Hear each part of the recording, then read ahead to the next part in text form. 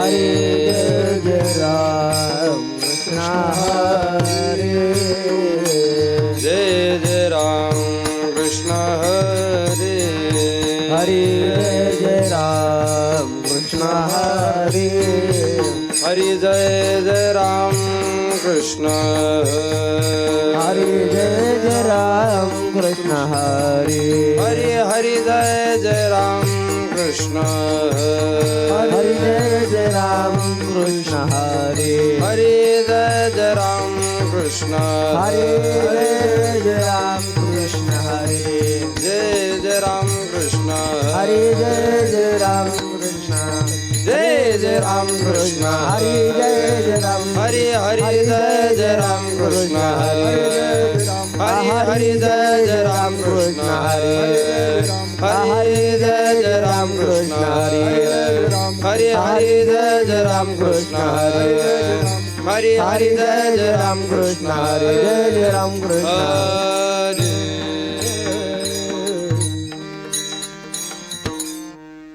रूप पाह तालोचने सुख झाले वो साजने सुख झाले ओ साजने सुख झाले वो साजने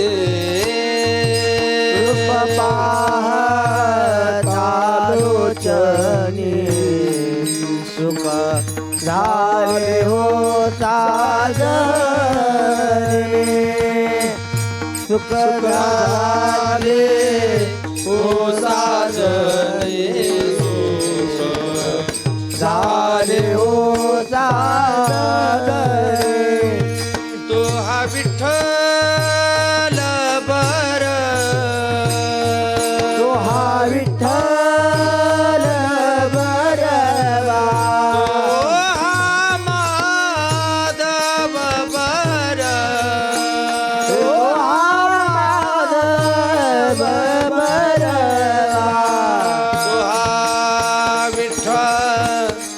बरवा तो हा माधव बर तो हा माधव बरवा तो हा विठ्ठल बरवा तो हा माधव बरवा तो हा माधव बरवा तो हा माधव बरवा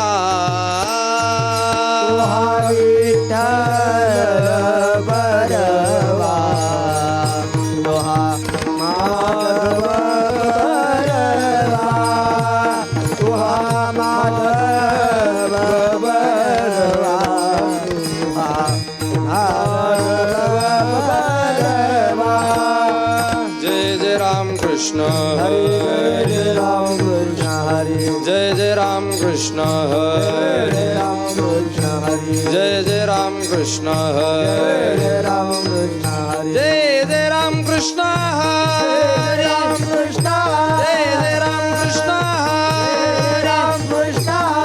राम कृष्ण जय जय राम कृष्ण हरे जय जय राम कृष्ण हरे जय जय राम कृष्ण हरे जय जय राम कृष्ण हरि जय जय राम कृष्ण हरि जय जय राम कृष्ण हरि जय जय राम कृष्ण हरे जय जय राम कृष्ण हरे जय राम कृष्ण हरे जय जय राम जय जय राम जय जय राम दत्त माझी माता दत्त माझा पिता माझी माता दत्त माझा पिता दत्त माझी माता दत्त माझा पिता माझी माता दत्त माझा पिता बहिणी बंधू चुलता दत्त माझा बंधू चुलता दत्त माझा बहीण बंधू चुलता दत्त माझा दत्त माझा गुरु दत्त माझा तारू माझा गुरु दत्त माझे तारू दत्त माझा गुरु दत्त माझा तारू दत्त माझे गुरु दत्त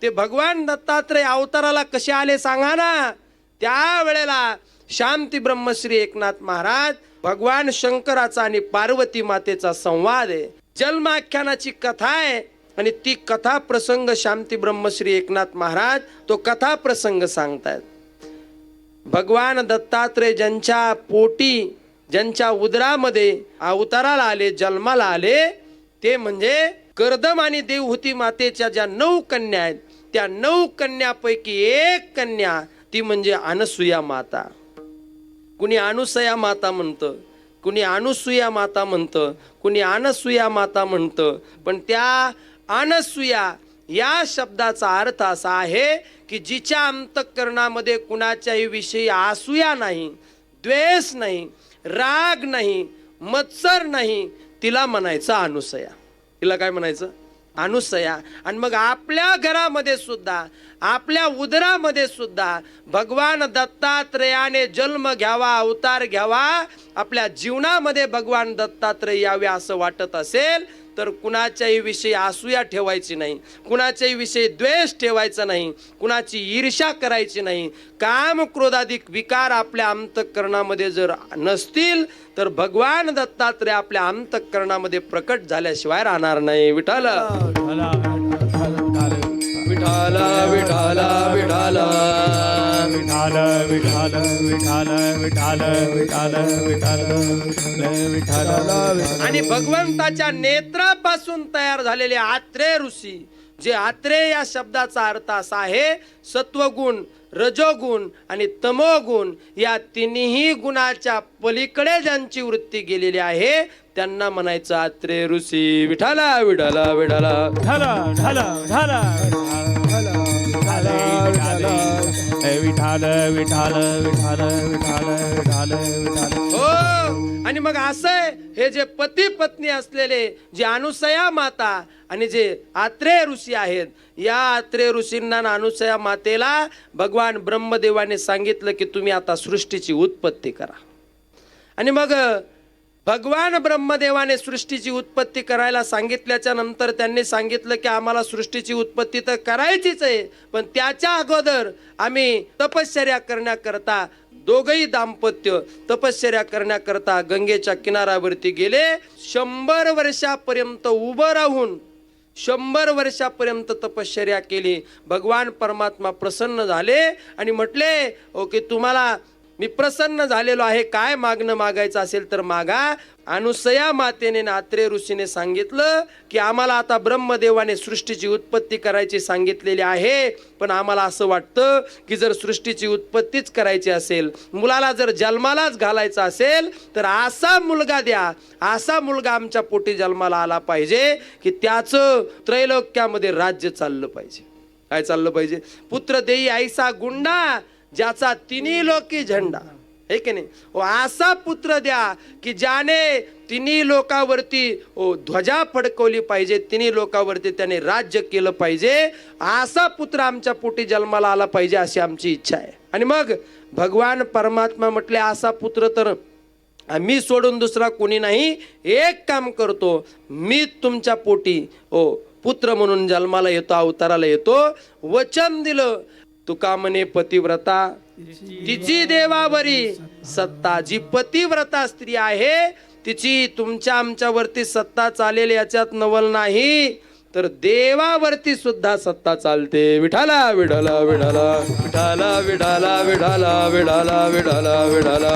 हो, जगावरती पतिव्रतेची सत्ता चालते महाराज. आणि या जगामध्ये अशा अनेक पतिव्रता आहेत, गायी आहेत, ब्राह्मण आहेत, म्हणून ही सृष्टी चांगली चाललेली आहे. बरं ही सृष्टी चांगली चाललेली आहे. ज्या दिवशी या जगातल्या पतिव्रता संपतील त्या दिवशी हे जग बुडायला वेळ लागणार नाही, बरं का. अशा अनेक शास्त्रामध्ये पतिव्रता होऊन गेलेल्या आहेत. रामायणामधला प्रसंग आहे. भगवान रामचंद्र प्रभूचं आणि रावणाचं युद्ध झालं आणि त्या युद्धामध्ये लक्ष्मणजीला शक्ती लागली, शक्ती. आणि लक्ष्मणजीला शक्ती लागल्याच्या नंतर मग आता दवाखान्यामध्ये न्यायचं, आहे की नाही, डॉक्टर पाहिजे. आणि मग डॉक्टरला आणलं, पण तो म्हटला याचा इलाज होईल लक्ष्मणाचा, पण अशा अशा प्रकारची जडीबुटी लागते, संजीवनी बुटी लागते. आणि मग म्हटले ती कुठं मिळेल. मग हनुमंतराय गेले, पर्वत आणला. सगळ्यांना इतिहास माहिती आहे, वेगळं सांगायची गरज नाही. पण हनुमंतरायाने तो पर्वत उचलून आणला. आणि तो पर्वत उचलून आणत असताना मध्ये भरतजी नाही का नाही थांबलेले होते. विठाला विठाला विठाला विठाला हो नंदीग्रामामध्ये थांबलेले होते. आणि वरतून हनुमंतराय चालले. राम नामाचा बाण सोडला. कुठल्याच बाणाने हनुमंतरायला आकळल्या जात नव्हतं, पण राम नामाचा बाण होता म्हणून हनुमंतरायने त्याला वंदन करून त्याचा मान राखून हनुमंतराय खाली आले. आणि खाली आल्याच्या नंतर पाहिलं तर हनुमंतराय ते सुद्धा रामाचे भक्त, हे सुद्धा रामाचे भक्त. दोघाचा संवाद चालला. उर्मिला दारामध्ये उभी होती है की नाही. आणि मग ते म्हणले महाराज लक्ष्मणाला शक्ती लागलेली आहे, मला औषध घेऊन जायचं आहे. मी जर वेळेवरती सूर्योदयाच्या आज जर पोहोचलो नाही तर लक्ष्मणजीचा मृत्यू होईल, त्याच्यामुळे मला गेलं पाहिजे. त्यावेळेला उर्मिलेने सांगितलं तुम्ही काळजी करू नका, तुम्हाला जोपर्यंत बोलायचंय संवाद साधायचा आहे तोपर्यंत संवाद साधा. मी बघते म्हणे कसा सूर्य उगवतो ते. अरे मी आज्ञा दिल्याशिवाय सूर्याला उगवायची ताकद नाही त्याची. सूर्याला थांबवण्याची ताकद जर कोणामध्ये असेल तर फक्त पतिव्रतेमध्ये. विठाला विठाला विठाला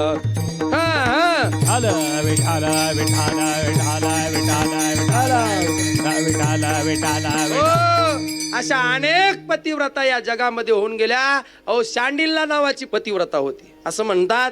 तिची बहीण खरं तर पतिव्रता होती. आणि मग तिचं लग्न झालेलं नव्हतं शांडिल्यचं. मग त्या शांडिल्यने तिच्या बहिणीला विचारलं का ग मला पतिव्रता व्हायचं मी काय केलं पाहिजे. तिने सांगितलंय बघ तुला जर पतिव्रता व्हायचं असेल तर पहिलं तू लग्न केलं पाहिजे. काय केलं पाहिजे. पहिलं लग्न केलं पाहिजे. आणि मग लग्न केल्यानंतर पतीची मता अनुसरोनी पतिव्रता. जसं पतीचं मत असेल पतीची मर्जी सांभाळून जर तू राहिलीस, पती परमेश्वर आहे असं जर मानून त्याची पूजा केलीस, त्याची सेवा केलीस, त्याच्या मनाप्रमाणे वागलीस तर तू सुद्धा पतिव्रता होऊ शकते. मग म्हटले मला पतिव्रता होण्याकरता लग्न करावं लागेल, पण लग्न करायची माझी इच्छा आहे, पण मी लग्न कोणाबरोबर करावं. त्या शांडिल्याच्या बहिणीने सांगितलं.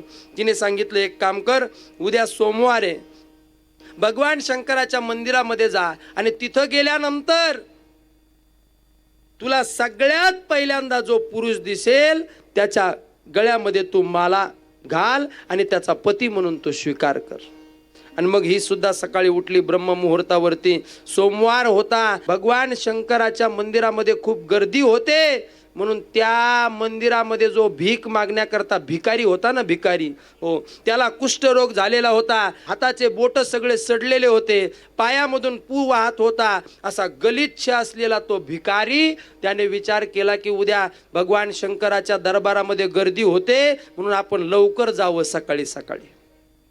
आणि मग तो भिकारी असलेला, कुष्ठरोगी असलेला तो भिकारी त्या मंदिरामध्ये गेला आणि शांडिल्या गेली. आणि तिथं गेल्याच्या नंतर तिने सगळ्यात अगोदर त्या भिकाऱ्याला पाहिलं, कुष्ठरोग्या माणसाला पाहिलं. आणि पाहिल्याबरोबर तिने जो हार तुरे घेऊन गेलेली होती ना, तो हार तिने त्या कुष्ठरोग्याच्या गळ्यामध्ये टाकला आणि त्याला पती म्हणून त्याचा स्वीकार केला. पती म्हणून स्वीकार केला. आणि पती म्हणून स्वीकार केल्याच्या नंतर त्याला आता चालता येत नव्हतं, बोलता येत नव्हतं, व्यवस्थित पाहता येत नव्हतं, काहीच गोष्टी करता येत नव्हत्या. म्हणून या शांडिल्यने विचार केला आपण याला पती म्हणून वरलंय ना, आता याची निष्कामपणे आपण सेवा करायची. तन मन धनाने आपण सेवा करणं आपल्या पत्नीचं कर्तव्य आहे. म्हणून पतिव्रता धर्म निभावण्याकरता त्या शांडिल्यने तिच्या नवऱ्याला टोपलीमध्ये घेतलं. आणि टोपलीमध्ये घेतल्याच्या नंतर त्या पतीला आपल्या घरी घेऊन चालली ती शांडिल्या. आणि शांडिल्या घरी घेऊन जात असताना तो पती एवढा विचित्र होता. काही काही माणसं एवढे विचित्र असतात, त्यांना किती आपण सांभाळलं तरी ते काहीतरी खोडी केल्याशिवाय राहत नाहीत. आणि मग तो एवढा विचित्र होता, तो टोपलीमध्ये ती शांडिल्या त्याला घेऊन चालली. आणि जात असताना त्याने एका वेश्येचं घर पाहिलं, वेश्येचं. आणि वेश्येचं घर पाहिलं, त्या वेश्येवरती त्याचं मन गेलं की ही वेश्या माझ्या शेजेला पाहिजे असं त्याला वाटायला लागलं. एवढा विचित्र, एवढी सुंदर पत्नी मिळून सुद्धा दुसऱ्या पत्नीवरती, दुसऱ्या स्त्रीवरती त्याचं मन गेलं. आणि मन गेल्याच्या नंतर ती शांडिल्य आहे ना, शांडिल्य घरी घेऊन गेली पतीला. त्याला स्नान वगैरे घातलं, त्याला स्वच्छ केलं आणि त्याने विचार केला की आता हिने आपला स्वीकार केलेला आहे, आपण जसं म्हणेल तशी ही वागेल. म्हणून त्या कुष्ठरोगी असलेल्या तिच्या शांडिल्यच्या पतीने सांगितलं, हे बघ, तू पतिव्रता आहेस ना, माझी पत्नी आहेस ना, माझ्या मतानुसार वागणार आहेस ना, तर एक काम कर, रस्त्याने येताना आपण जे त्या वेश्येचं घर पाहिलं ना, ती वेश्या त्या वेश्येच्या शेजेला मला घेऊन चल. पत्नीला म्हणतोय. कुठल्या पत्नीला हे सहन होईल सांगा बरं मला? कुणालाही सहन होणार नाही. पण पतिव्रत्य धर्म निभावायचा होता. म्हणून त्या पतिव्रतेने, त्या शांडिल्यने विचार केला की माझा नवरा तर कुष्ठरोगी आहे, हा रोगी आहे, एवढा गलिच्छ राहतो आणि याचा ती वेश्या कशी काय स्वीकार करेल. म्हणून मग काय युक्ती करावी. म्हणून ती शांडिल्या दिवसभर आपल्या पतीची सेवा करायची, त्याला जेवण वगैरे खाऊ घालून त्याला झोपवायची. आणि तो झोपल्यानंतर ती शांडिल्या असलेली पतिव्रता त्या वेश्येच्या घराच्या समोर जायची, सडा समार्जन करायची, तिच्या घरासमोर रांगोळी काढायची आणि परत निघून यायची. मग दररोज सकाळी ती उठून वेश्या पाहू लागली की माझ्या घराच्या समोर सडा समार्जन कोण करतंय, रांगोळ्या कोण काढतंय. तिला चिंता वाटायला लागली. मी एवढी गलिच्छ वागणारी, मी वेडीवाकडी वागणारी, तरी सुद्धा माझ्या घराच्या समोर रांगोळी आणि सडा समार्जन करण्याचं काय कारण आहे. आणि मग एक दिवस तिने ठरवलं की कोण करतं हे सगळं पाहिलं पाहिजे. आणि म्हणून दररोजचा हिचा क्रम शांडिल्यचा, दररोज संध्याकाळी सकाळी ब्रह्ममुहूर्तावरती जायचं, सडा समार्जन करायचं, रांगोळी काढायची आणि परत निघून यायचं. आणि मग एक दिवस दररोज नित्यनेमाप्रमाणे हे गेली, सडा समार्जन केलं. आणि त्यावेळेला त्या वेश्येने पाहिलं की शांडिल्या असणारी पतिव्रता ती माझ्या घराच्या समोर सडा समार्जन करते. मग तिला विचारलं, का ग तू माझ्या घराच्या समोर कशा करता सडा समार्जन करते. त्यावेळेला तिने सांगितलं, काही नाही, माझे पतिराज आहेत, ते कुष्ठरोगी आहेत, खूप मोठा रोग झालेला आहे, दुर्धर आजाराने त्रस्त आहेत. आणि असा त्रस्त असलेला माझा पती, पण त्यांची इच्छा आहे की तुमच्या शेजेला त्याने झोपलं पाहिजे. आणि एवढा गलिच्छ असलेल्या माणसाचा कोण स्वीकार करील. म्हणून मी तुमची पूजा करण्याकरता, तुमची सेवा करण्याकरता या ठिकाणी येते. आणि मग त्या वेश्येला दया आली, वाईट वाटलं की एका पतिव्रतेने माझ्यासारख्या गलिच्छ स्त्रीची सेवा करावी हे माझ्या मनाला पटलं नाही. म्हणून तिने सांगितलं, एक काम कर शांडिल्ये, तुझ्या पतीला माझ्या शेजेला घेऊन ये, मी त्याची सेवा करायला तयार आहे. ऐका बरं, मी त्याची सेवा करायला तयार आहे. आणि ऐका, मग त्या शांडिल्येने पुन्हा टोपल्यामध्ये घातलं आपल्या पतीला आणि ती घेऊन चालली महाराज त्या वेश्येकडं. आणि घेऊन चालल्याच्या नंतर हा तर विचित्रच होता. आणि मग त्या शांडिल्याचा जो नवरा आहे तो टोपलीमध्ये घेऊन चालल्याच्या नंतर त्याने तिथं ऋषी बसलेले होते, एक त्यांना शूलावरती दिलेलं होतं, त्यांना शिक्षा दिलेली होती. आणि मग याने त्यांना चालता चालता पाय लावला. चालता चालता त्या ऋषीच्या सुळाला पाय लावला. आणि पाय लावल्याच्या नंतर त्यांचा तो सूळ हल्ल्याच्या नंतर त्यांना त्रास झाला. आणि त्या त्रासातून त्या ऋषीने शाप दिला की तू सूर्य उदय होण्याच्या अगोदर मरण पावशील म्हणे. शाप दिला. आणि शाप दिल्याच्या नंतर मग ते शांडिल्येला कळालं. त्या शांडिल्येने विचार केला की मी माझ्या पतीला मरू देणार नाही, सूर्य नाही उगवला तरी चालेल, है की नाही, सूर्य नाही उगवला तरी चालेल. आणि म्हणून तिने सूर्याला सांगितलं, हे बघ, मी जोपर्यंत आज्ञा देत नाही तोपर्यंत तू उगवायचं नाही. आणि मग सूर्य उगवायचा बंद झाला महाराज. सूर्य उगवायचा बंद झाला, सगळ्या सृष्टीचं सृष्टीचक्र बंद पडायला लागलं. आणि मग सगळे देवी देवता लोक, सगळे लोक परेशान झाले. सूर्य का उगवत नाही, सूर्य का उगवत नाही, सूर्य का उगवत नाही. सगळे लोक शांडिल्याची विनवणी करायला लागले, अगं शांडिल्ये, जर सूर्य उगवला नाही तर या जगाचं रहाट गाडगं कसं चालायचं, ही सृष्टी कशी चालायची, त्याच्याकरता तू आज्ञा दे सूर्याला. ती म्हणली, मला काय करायचं, माझा जर पतीच मरण पावत असेल, माझं पातिव्रत्य जर खलास होणार असेल तर मला काय करायचं, सगळं जग जळालं तरी मला चिंता नाही. आणि मग काय करायचं, काय करायचं, काय करायचं, सगळ्यांना प्रश्न पडला. आणि मग या सगळ्यांच्या कानावरती अनुसया या जगामध्ये सगळ्यात मोठी पतिव्रता आहे, त्या अनुसया मातेचं नाव सगळ्यांच्या समोर आलं. मग अनुसया मातेला बोलवलं आणि अनुसया मातेला बोलवल्याच्या नंतर त्या अनुसयेनं, आता पतिव्रतेची भाषा पतिव्रतेलाच कळते है की नाही, जशी महाराजांची भाषा महाराजांनाच कळते है की नाही, जशी एखाद्या व्यावहारिक माणसाची भाषा व्यावहारिक माणसाला कळते, तसं पतिव्रतेची भाषा पतिव्रतेला कळेल म्हणून त्या अनुसया मातेला आणलं आणि मग त्या अनुसया मातेने त्या शांडिलेला सांगितलं, अगं ओ या सूर्याला उगू दे. ती म्हणली अजिबात नाही, माझा नवरा जर मरण पावत असेल तर मला काय करायचं त्या सूर्याचं, हो माझा काही उपयोग नाही. आणि मग तिने सांगितलं, हे बघ माझ्यावरती विश्वास ठेव, हो तुला एका कमंडलूमध्ये मी पाणी देते आणि तुझा पती मरण पावल्याच्या नंतर त्याला जिवंत करण्याची जिम्मेदारी माझ्यावरती, जिवंत करण्याची जिम्मेदारी माझ्यावरती आहे. तू काही काळजी करू नको, तू सूर्याला आज्ञा दे की तू उगवू शकतोस म्हणून. मग शांडिल्यने आज्ञा दिली, पतिव्रतेवरती विश्वास ठेवला. शांडिल्यने आज्ञा दिली, सूर्याला उगवायला आज्ञा दिली. सूर्य उगवला आणि सूर्य उगवल्याबरोबर शांडिल्यचा पती मरण पावला. आणि मरण पावल्याच्या नंतर मग अनुसया मातेने त्या शांडिल्यच्या पतीला जिवंत तर केलं, पण त्याचा कुष्ठरोग सुद्धा दुरुस्त झाला. काय झालं, कुष्ठरोग सुद्धा त्याचा दुरुस्त झाला.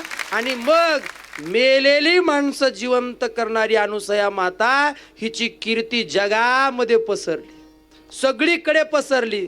जगामध्येच नाही, तिन्ही लोकांमध्ये हिची कीर्ती पसरली. आणि मग पसरल्याच्या नंतर आता कसं असतं, आपल्या पुढे कुणी गेली नाही पाहिजे अशी काय असते, माता भगिनींची बहुधा इच्छा असते. आणि मग पार्वती माता भगवान शंकराला म्हणाल्या, का हो या जगामध्ये त्यांचा पार्वती मातेचा आणि भगवान शंकराचा संवाद चालला. आणि मग त्या संवादामध्ये नारद भगवान भजन करत करत आले महाराज है की नाही. आणि भजन करत करत नारदजी आले आणि आल्यानंतर त्या पार्वती मातेने विचारलं, का हो नारदजी आजकाल तुम्ही वैकुंठामध्ये कैलासावरती येत नाहीत, काय झालं तुम्हाला नाही यायला, बरं आलेत ना, काय परिस्थिती आहे सांगा ना मला. तर मग त्यावेळेस त्यांनी सांगितलं, काही विशेष काही नाही आहे, पण जी अनुसया आहे ती मेलेली माणसं जिवंत करते आणि या जगाच्या पाठीवरती एकमेव ती पतिव्रता आहे, सगळ्यात श्रेष्ठ पतिव्रता आहे. आणि असं म्हटल्याच्या नंतर पार्वती मातेला वाटलं, लक्ष्मीला वाटलं की आमच्यापेक्षा मोठी कोणती पतिव्रता आहे. आणि मग म्हटले, नारदा हो तिचं थोडंसं खाली झालं पाहिजे ना, आम्ही तिच्यापेक्षा थोड्या श्रेष्ठ ठरलो पाहिजे, असं काहीतरी करा. आणि मग नारदाने युक्ती सांगितली महाराज.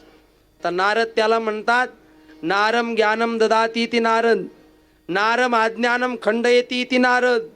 नारद त्यालाच म्हणतात, ज्याने केलेली राबवलेली प्रक्रिया कधीच रद्द होत नाही, त्याला म्हणायचं नारद. विठाला विठाला विठाला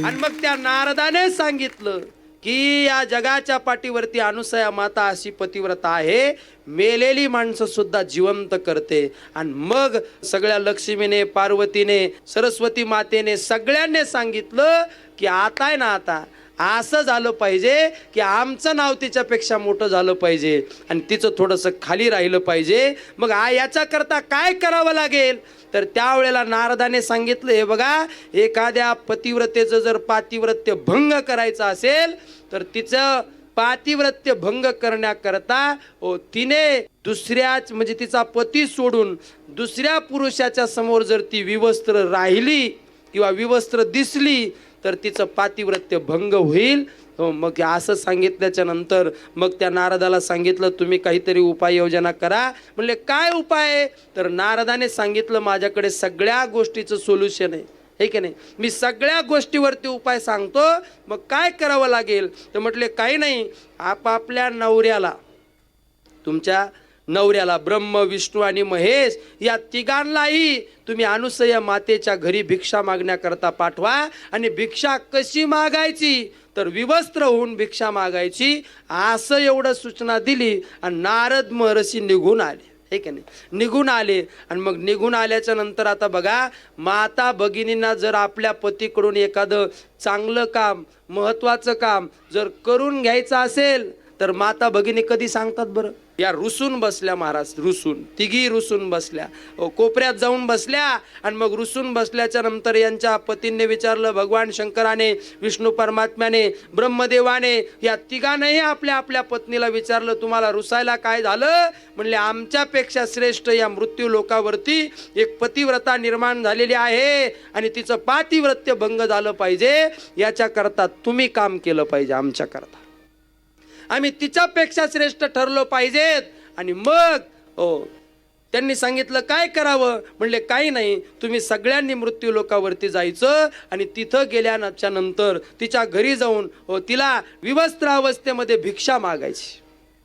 आणि मग म्हटले, ठीक आहे, आता राज हट्ट, स्त्री हट्ट, बाल हट्ट हा पुरवावाच लागतो. आणि मग सगळे देव, ब्रह्म, विष्णू, महेश अनुसया मातेच्या आश्रमावरती आत्रेय मुनी बाहेर गेलेले होते. आणि त्या आत्रेय मुनीने बाहेर गेल्याच्या नंतर त्या आश्रमामध्ये अनुसया माता एकटी होती, म्हणून त्यांनी अभिमंत्रित केलेलं जल, एका पेल्यामध्ये ते अभिमंत्रित केलेलं जल त्या अनुसया मातेकडे दिलं. तिला सांगितलं, तुझ्यावरती जर कुठलं संकट आलं तर या जलाचा वापर तू कर. जलकुंभ भरून दिला, त्या जलाचा वापर तू कर. आणि मग प्रकार असा घडला, ते तिन्ही देव, ब्रह्मदेव, भगवान शंकर आणि विष्णू परमात्मा, तिन्ही देव वेश पालटून त्या अनुसया मातेच्या आश्रमाच्या दरबारामध्ये आले आणि भिक्षाम देही, भिक्षाम देही, भिक्षाम देही भिक्षा मागायला लागले. आणि मग अनुसया माता आल्या. आलेला अतिथी, आपल्या घरावरती आलेला अतिथी रिकाम्या हाताने परत जाऊ द्यायचा नसतो. तो जर रिकाम्या हाताने परत गेला तर तो रिकाम्या हाताने परत जात नाही, तर आपलं पुण्य घेऊन जात असतो. काय जात असतो? पुण्य घेऊन जात असतो. म्हणून रिकाम्या हाताने त्याला परत जाऊ द्यायचं नाही. एक ग्लास पाणी का होईना पण त्याला प्यायला द्यायचं, त्याच्यानंतरच त्याला वाटेला लावायचं, तसं परत लावायचं नाही. हा नियम आहे गृहस्थी आश्रमाचा. म्हणून अनुसया मातेने सांगितलं, स्वामीजी तुम्हाला काय पाहिजे? आणि मग त्या तिन्ही देवाने सांगितलं, आम्हाला भिक्षा पाहिजे, आणि ती सुद्धा अशी तशी नाही पाहिजे, आम्हाला विवस्त्र होऊन भिक्षा पाहिजे.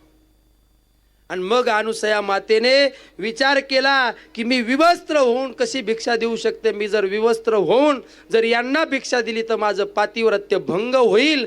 म्हणून नवऱ्याने दिलेलं जे अभिमंत्रित केलेलं जल होतं ते जल घेतलं, तिन्ही देवावरती शिंपडलं. छोटे छोटे छोटे छोटे बालक झाले तिन्ही देव. आणि मग अनुसया मातेने मातृत्वाच्या अंतःकरणाने नग्न होऊन त्या तिन्ही देवाला भिक्षा दिली. आणि मग ते देव सुद्धा प्रसन्न झाले अनुसया मातेवरती. आणि मग ते देव प्रसन्न झाले. पुढे बराच मोठा प्रसंग आहे त्याचा, पण देव प्रसन्न झाले. मग या तिन्ही माता अनुसया मातेच्या आश्रमामध्ये आल्या. त्यांनी सांगितलं, माते आमचे पती तुमच्याकडे भिक्षा मागण्याकरता आले होते. त्यांनी रूप पालटलं. ते म्हटले, आमचे पती तुमच्याकरता भिक्षा मागण्याकरता आले होते. तुमच्याकडे आलेत का? ते म्हणले, आमच्याकडे काय आले नाहीत, पण 3 बालक आहेत म्हणे आमच्या इथे. 3 बालक आलेत. आले होते पण ते 3 बालक झालेले आहेत आणि ते पाळण्यामध्ये झोपलेले आहेत. ते मग त्या म्हटल्या, आमचं चुकलं, आम्ही तुमची परीक्षा घेण्याकरता देवाला तुमच्याकडे पाठवलं, भगवान शंकराला, ब्रह्मदेवाला, विष्णू परमात्म्याला पाठवलंय. आमचं चुकलंय, आम्हाला क्षमा करा, आमचे पती आम्हाला परत करा. अनुसया मातेने सांगितलं, तिथे पाळण्यामध्ये टाकलेले आहेत, खेळतायत. तुम्ही तुमचे पती आपले घेऊन जा.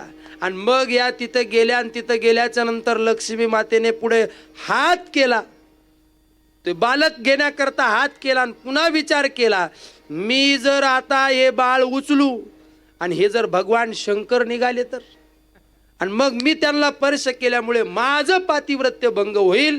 त्याच्यामुळे तिने उचललं नाही. त्या अनुसया मातेला पुन्हा शरण गेल्या. आणि मग गेल्यानंतर, तुम्ही श्रेष्ठ, आम्ही कनिष्ठ, आमच्यावरती कृपा करा, आमचे पती आम्हाला परत द्या.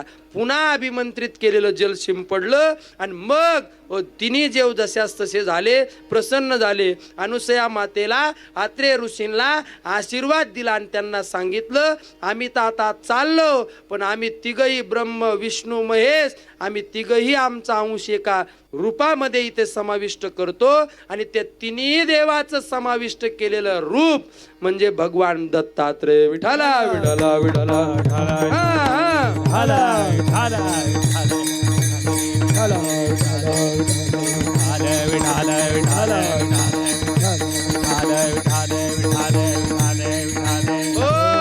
आणि अशा भगवान दत्तात्रयाचा जन्मोत्सव आपण या ठिकाणी साजरा करण्याकरता प्रवृत्त झालेलो आहोत.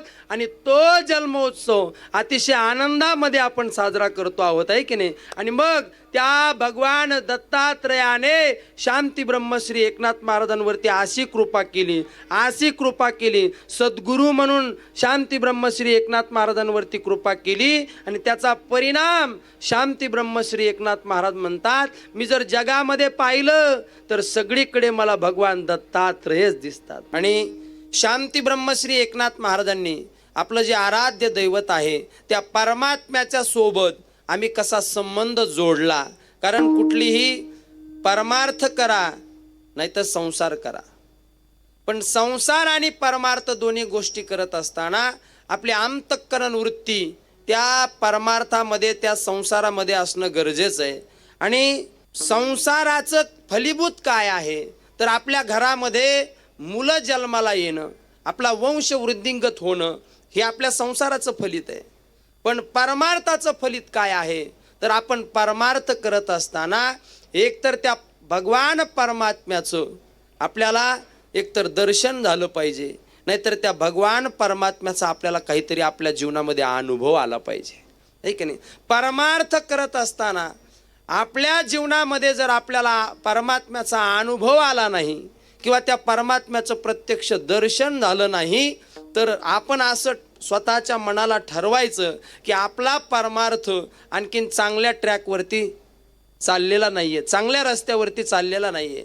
कारण परमार्थ करत असताना परमात्म्याचं एकतर सगुण साकार परब्रह्म परमात्म्याचं दर्शन व्हावं किंवा निर्गुण निराकार परब्रह्म परमात्म्याचा आपल्याला अनुभव तरी आला पाहिजे.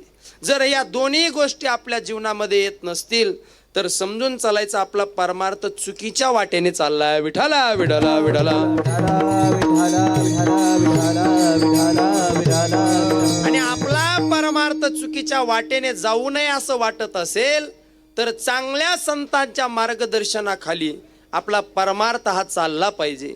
आणि मग त्या परमात्म्याचं खरं स्वरूप आपल्या जीवनामध्ये आपल्याला कोण प्राप्त करून देत असेल तर या जगाच्या पाठीवरती फक्त आणि फक्त आपल्याला संतच या परमात्म्याचं खरं स्वरूप आपल्या जीवनामध्ये आपल्याला प्राप्त करून देतात. ते या जगाच्या पाठीवरती फक्त संतच आहेत बरं का.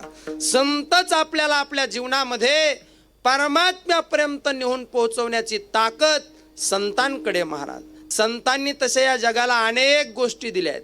जगाच्या कल्याणा संताच्या भोवती, जगाच्या कल्याणा संताच्या भोवती, जगाच्या कल्याणा संताच्या भोवती, जगाच्या कल्याणा संताच्या भोवती. देह कष्ट भीती परोपचार, देह कष्ट भीती परोपकार, जगाच्या कल्याणा संताच्या भोवती, जगाच्या कल्याणा संताच्या विभूती. देह कष्टावीते परि उपकार, देह कष्टावीते परि उपकार, जगाच्या कल्याणा संताच्या विभूती, जगाच्या कल्याणा संत संतांच्या विभूती जगाच्या कल्याणा संतांच्या विभूती देह कष्टविती परोपकारे आपला देह परोपकाराकरता खर्च करणारे या जगाच्या पाठीवरती फक्त संत आहेत. म्हणून त्यांच्या संगतीमध्ये त्यांच्या हाताला धरून आपला परमार्थ जर आपण पुढे चालत राहिलो तर निश्चित आपल्या जीवनामध्ये आपल्याला भगवान दत्तात्रय आपल्यावरती कृपा केल्याशिवाय राहणार नाही. विठाला विठाला विठाला विठाला विठाला विठाला विठाला विठाला विठाला विठाला विठाला आणि त्या भगवान दत्तात्रयाच्या जन्मोत्सवाच्या निमित्ताने कारण मासाना मार्गशीर्षोहम मार्गशीर्ष महिना हा अतिशय उत्तम अतिशय पवित्र मानलेला आहे. भगवान परमात्मा आपली विभूती सांगत असताना या महिन्यामधला जर मार्गशीर्ष महिना कोण असेल तर मी स्वतः आहे अशी भगवान परमात्मा आपली स्वतःची विभूती सांगत असताना मार्गशीर्ष महिना म्हणजे माझी विभूती आहे असं सांगतात. आणि त्या मार्गशीर्ष महिन्यामध्ये पवित्र पावन महिन्यामध्ये हा दत्त जन्मोत्सव आपण साजरा करतो आहोत. विठाला विठाला विठाला विठाला विठाला विठाला विठाला विठाला विठाला विठाला विठाला विठाला विठाला हो त्या परमात्म्या बरोबर जर संबंध जोडायचा असेल तर शांती ब्रह्मश्री एकनाथ महाराज म्हणतात आम्ही त्या परमात्म्या बरोबर संबंध जोडला. आणि तो संबंध कसा जोडला तर साधू संतांनी मी मगाशी सांगितलं आपल्याला कौटुंबिक भक्ती साधू संतांनी शिकवली. कशी आहे कौटुंबिक भक्ती?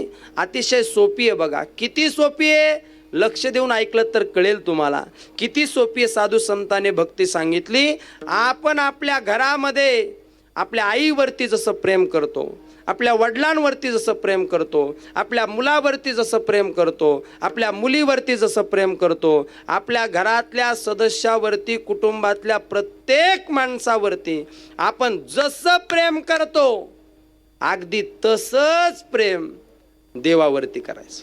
कोणावरती करायचं? देवावरती करायचं. किती सोपी आहे की नाही भक्ती? एवढी सोपी भक्ती साधू संतांनी सांगितली. आणि हीच भक्ती साधू संतांनी त्या परमात्म्या बरोबर अनेक नाते जोडून साधू संतांनी त्याचा आदर्श या महाराष्ट्राला दिला. विठाला विठाला विठाला विठाला विठाला विठाला विठाला विठाला विठाला विठाला विठाला विठाला विठाला विठाला विठाला